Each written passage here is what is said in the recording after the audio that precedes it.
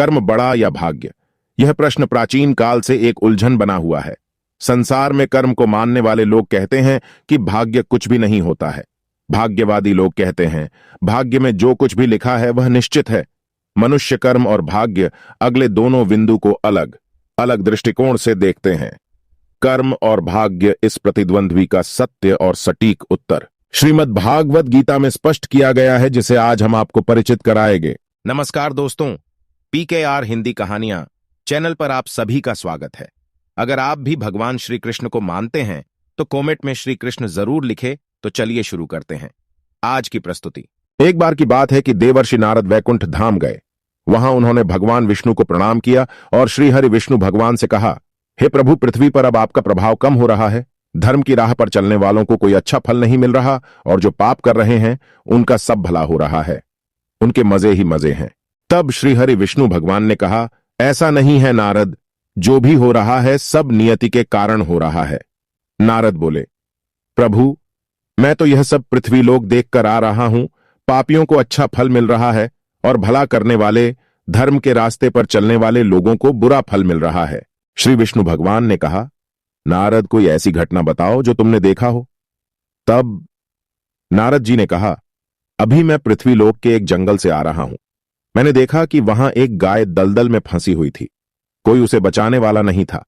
तभी एक चोर उधर से गुजर रहा था। वह चोर गाय को फंसा हुआ देखकर भी रुका नहीं, बल्कि वह उस पर पैर रखकर दलदल लांघकर आगे निकल गया। आश्चर्य तो तब हुआ जब आगे जाकर उस चोर को सोने की मोहरों से भरी एक थैली मिली। थोड़ी देर बाद वहां से एक वृद्ध साधु गुजरा। उसने उस गाय को दलदल में फंसा देख उसको बचाने की पूरी कोशिश की। साधु ने अपने पूरे शरीर का जोर लगाकर उस गाय को बचा लिया, लेकिन मैंने देखा कि गाय को दलदल से निकालने के बाद वह साधु जब कुछ दूर आगे गया तो एक गड्ढे में गिर गया। हे प्रभु, अब आप ही बताइए, यह कौन सा न्याय है?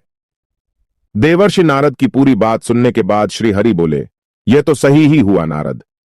जो चोर गाय पर पैर रखकर भाग गया था, उसकी किस्मत में तो पहले से ही एक खजाना था, लेकिन उसके इस पाप के कारण उसे केवल कुछ मोहरें ही मिली। परंतु प्रभु, नारद बोले, बेचारे उस साधु ने तो कोई पाप नहीं किया था, फिर उसे गड्ढे में गिरकर मृत्यु क्यों मिली? तब श्री विष्णु भगवान ने नारद को समझाया, नारद, उस साधु को गड्ढे में इसलिए गिरना पड़ा क्योंकि उसके भाग्य में उस समय बहुत ही कष्टदायक मृत्यु लिखी थी, लेकिन गाय को बचाने के कारण उसके पुण्य बढ़ गए और उसकी मृत्यु एक छोटी सी चोट में बदल गई, जिससे उसे मृत्यु के समय बहुत ही कम दर्द का आभास हुआ और वह स्वर्ग के भागी बना। अब नारद जी संतुष्ट थे, इसलिए इंसान के कर्म से उसका भाग्य तय होता है। इंसान को कर्म करते रहना चाहिए क्योंकि कर्म से भाग्य बदला जा सकता है। कर्म प्रधान विश्व रची राखा, जो जस करही सो तस फल चाखा। तुलसीदास जी कहते हैं कि यह विश्व कर्म प्रधान है।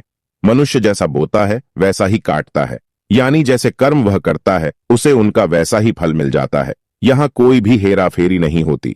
यह सीधा सा गणित है। अच्छे कर्म करने पर सुख समृद्धि मिलती है। इसके विपरीत बुरे कर्म करने पर दुख और परेशानियां ही मिलती हैं।